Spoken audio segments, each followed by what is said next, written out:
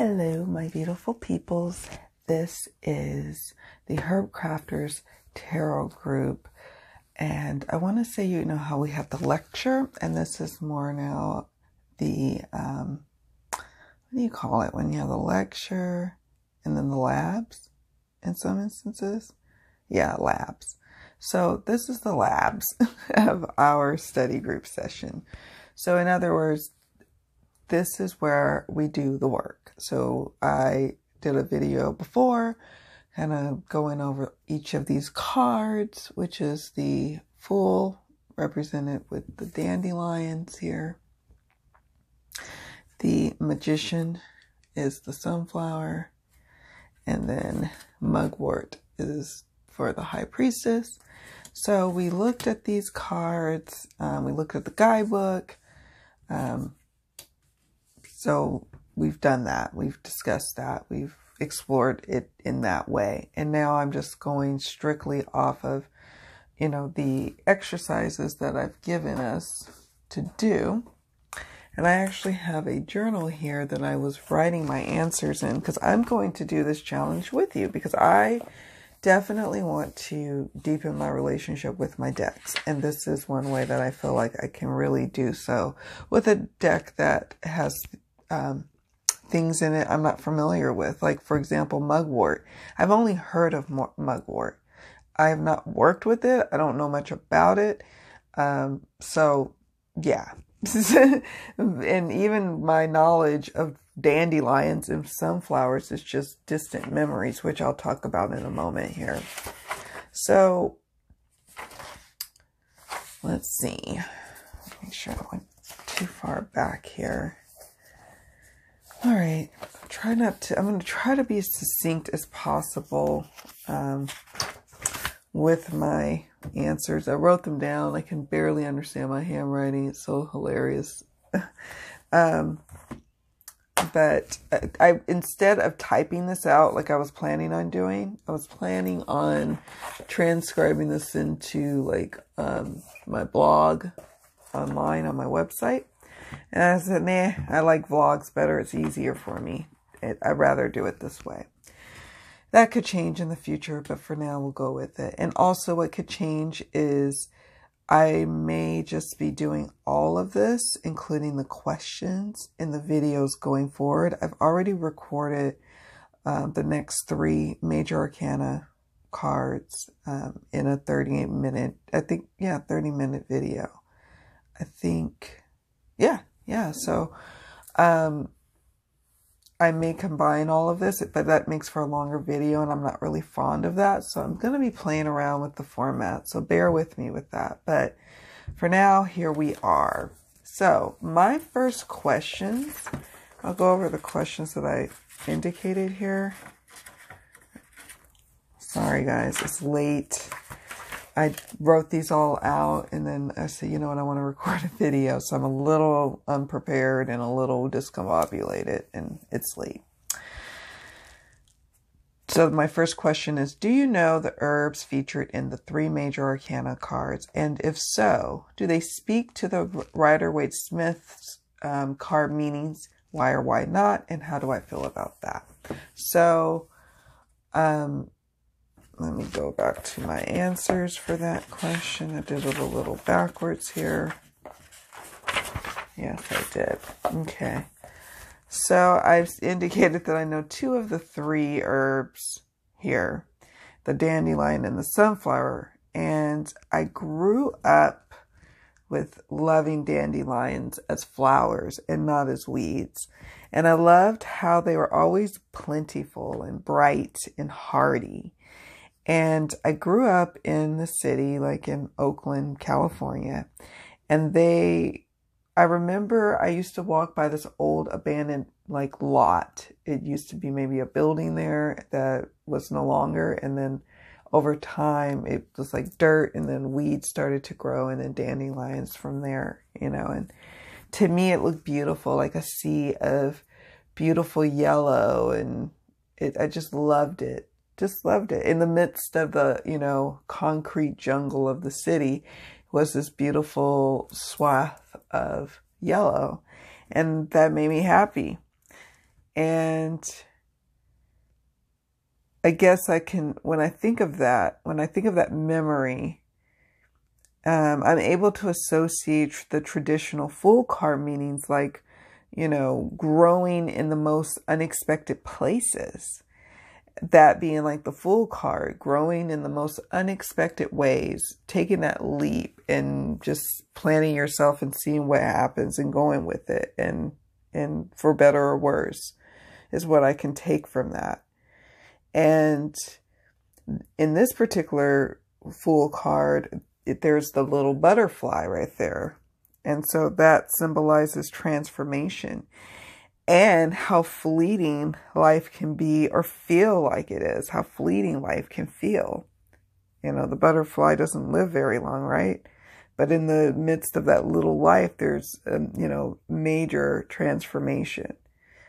And again, it's that for better or worse, no matter what, it's going to happen kind of thing. And the Fool is like that. It's like, well, I don't know. I'm just going to do it. I'm going to be it. I'm going to just go with it and see what happens. And so maybe when I talk it out with you guys now it's starting to make sense a little bit with the bouquet of dandelions. At first I was like, I don't get the whole thing with the bouquet. I just don't get it. And you guys probably know of maybe some magical references to this that I am not aware of, but I didn't get it. But to me now it kind of hits me where it's like, well, for better or for worse, I'm going to give this basket of this rich pop of color. And yeah, it's weeds, but really, is it really something to throw away? Is it something here salvageable? And it looks like we're going to take a leap and embrace for, the good with the bad with this whole thing here, because weeds can be kind of devastating to a lawn, for example. But, they're also very beautiful. And so I don't know, this Fool card. The other thing that threw me off was this little, like this little rock grid here.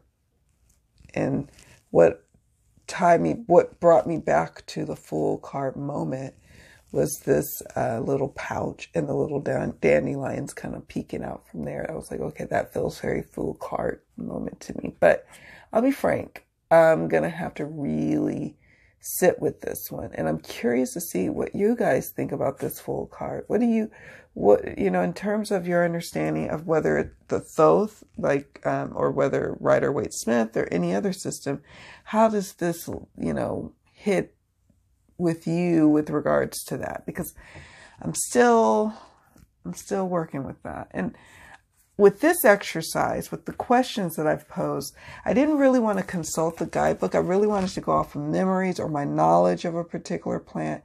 I've never worked with dandelions as an essence, nor did I really look up just yet. I will, what the properties are. So what I'm going to do is now I'm going to look at the guidebook. But when I was writing out in my little journal here with the questions, the prompts for the cards, I didn't want to consult the guidebook. I wanted to just kind of come up with my own memories, my own feelings about it. And so let's see, dandelion, follow your dream seeds, be audacious in your adventures. I love that. Seek wisdom in weeds. I love that.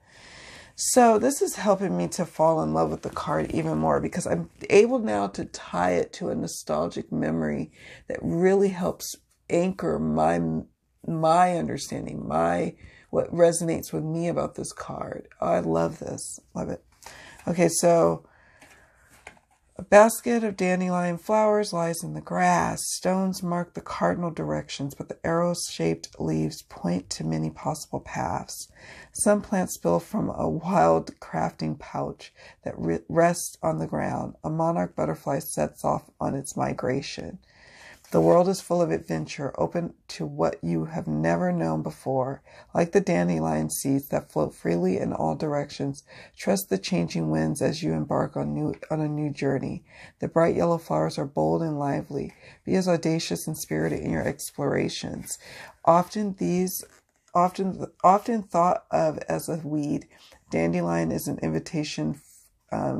Is an inviting first medicine for a new herbalist. Keep your mind open. Be willing to experience life as a beginner. Be a pioneer.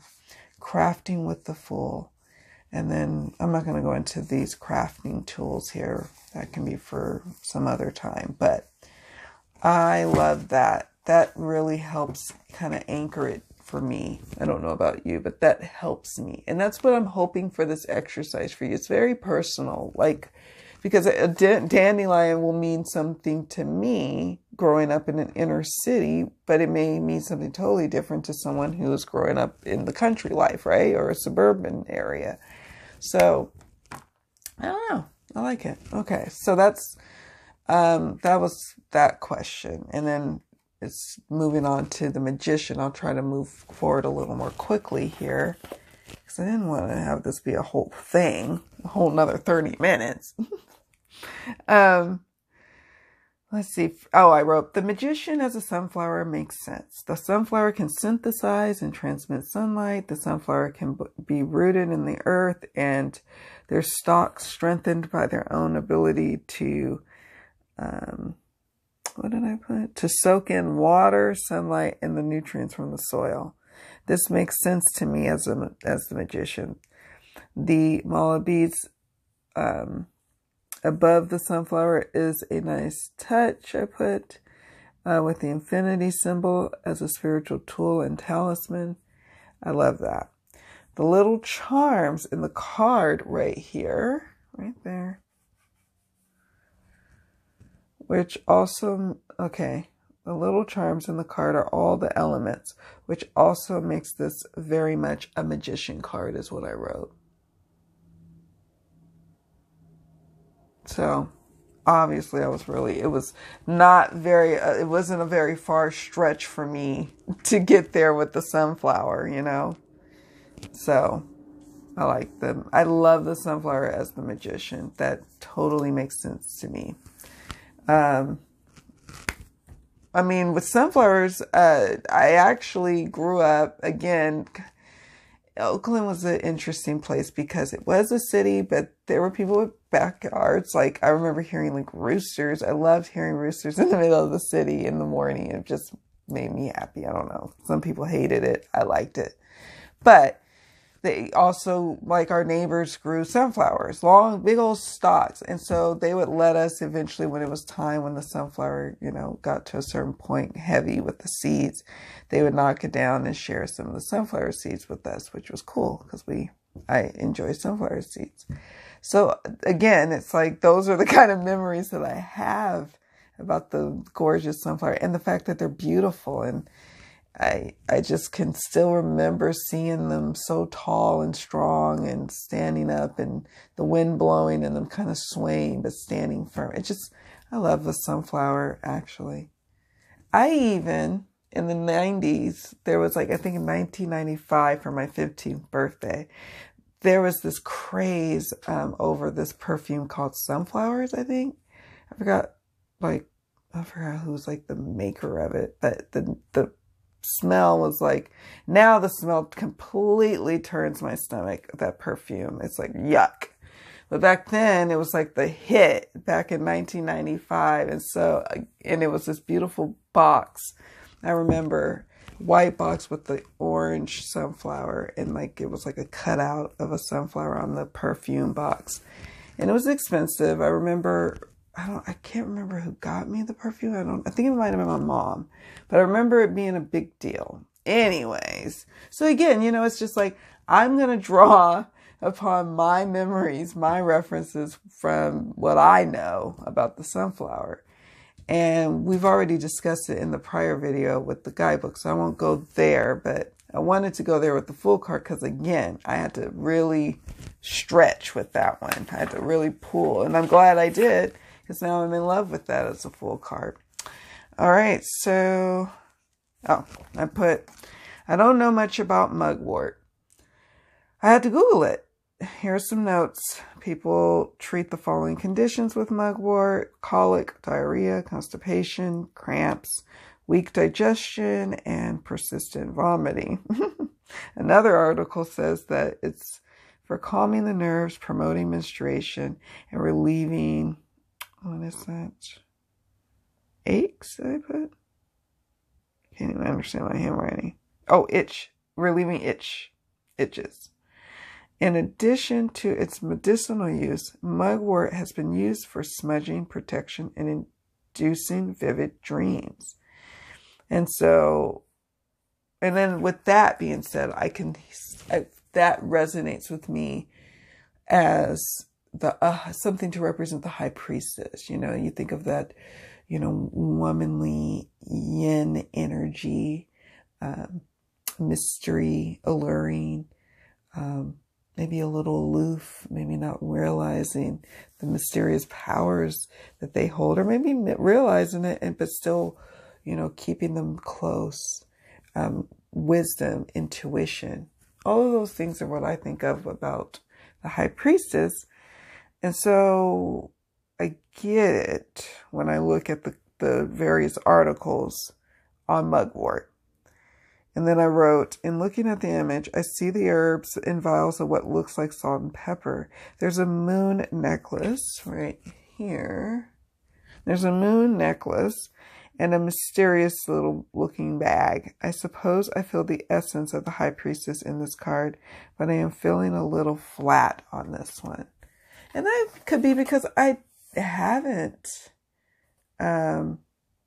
haven't really worked with mugwort, so I don't really know much about it, and that's probably why it's falling flat for me. But for other people, it could be like, yes, this makes sense to me. The mugwort is totally the high priestess. But for me, I don't know. So I'm going to go look at, I'll turn right there. Look at the guidebook here.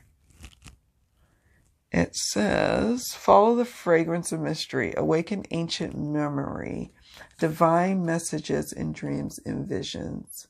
An unfinished mugwort dream pillow of stars and moons lies on a blue silk cloth. The thread still attached to the needle loops around curled leaves. A small scroll tied with satin ribbon is tucked inside. These rose hips, there's the little rose hips, split open, revealing their seeds near vials of copal and storax resin. A moon-faced pendant is draped across the table. The mystery summons the awakening one. Answer the call. Okay. Known for its aromatic leaves, mugwort enhances dreams and strengthens intuition. Just as the bitter taste of the tea is hard to swallow, what is revealed may be unpleasant. Healing is sure to come once your visions are acknowledged. The silver leaves of mugwort easily hide the plant from all but the best foragers. This is a secret between you and the dream time. You need not share. Well, of course, I mean, that guidebook meaning right there I just love it. I love it. I mean, I'm still going to have to sit with the High Priestess, but I mean, it's a gorgeous card. I love the blue, and I think I talk about that a little bit in my journal here. Like, I get it. I get it as the High Priestess, but because, like I said, mugwort is new to me, so to speak, it's going to take me a minute. It's just going to take me a little bit. So then I have the question, let's see. I think I kind of combined 1 and 2, because number 2 was, if you don't know the feature herbs in my personal research, or in the personal research, if I don't know it, do I find that it really speaks to the card's meanings, why or why not? And we discussed that. We discussed that with all 3. So now we're moving to number 3. And I said, imagery and symbols found in the cards. What pops and really speaks to you and why? And so the full card, obviously the big bouquet of dandelions and the little, I put the little fool, the little in quotations, the little fool right there. Love that. Or random one that is speaking out, that's peeking out. Can't even understand my handwriting. The little one that is peeking out from the little leather pouch. And then the butterfly here speaks to the change that's about to come when the universe is gifted with the bouquet of the dandelions. So that's what I wrote. And that actually, am I okay? I like it. I like the dandelions as the full herb. The magician, I obviously fell in love instantly with the idea of the sunflower as the magician. I think it's a strong depiction of the magician card. And then the high priestess, the blue background, like I mentioned before, I really like. That does speak to me. Did it mention salt and pepper? What was that? What is that? The thread, a small scroll. Their seeds near vials of copal and storax resin. I don't know what that is. See, I'm going to have to Google that some more. So yeah, I'm like, I thought that was salt and pepper. So yeah, with the High Priestess, this is going to be one of my struggle cards with this deck that I'm going to work with, that I'm going to spend some extra time with. Maybe journaling around it and seeing what comes up. But I'm very pleased with the cards so far. And what else did I write here? High Priestess, the Fool, jumping into the unknown. Oh, that's my last question. So the last question I have is, what are your personal card meanings you've assigned to the featured cards? And so I was like, okay, jumping into the unknown, leaping in spite of the risks and of the bumps and bruises, deciding to go forward, not having all of the information, but moving forward anyway, for better or for worse. And then for my magician, I have the ability to transform ourselves in our situations with the tools that are within us and at our disposal. And we have the ability to synthesize and take what we need and make magical things happen. I just added that. The High Priestess, secrets held deep, wisdom and intuition downloaded, womanly influences and minces, mystery, alluring, all-knowing, may not be aware of the allure. And then, of course, from outsiders looking in, the fascination of someone who appears as the High Priestess in our life. So that's what I've done with my little cards so far. This is what I've been doing. So, like I said, this was a 23-minute-ish video, and I don't want to make super long videos because it takes a long time to upload, and I don't like that. So I'm going to just probably play around with this and see where we go. But I'm pleased with my deeper dive into this. I don't normally have to always do this with decks, right? We don't like some decks, it's really accessible because it's something that depicts everyday life, for example. But this is different, and so it does call for us to spend a little more time with it, take a little more of a longer approach to how we get to know it. And that's what I was called to do with the Herbcrafters Tarot. And I'm happy you're joining me. So let me know how you're getting along with the prompts. And I'm curious to hear what you think about the different depictions in these cards. All right, guys. Thank you so much for joining me. So much love and many blessings. Bye.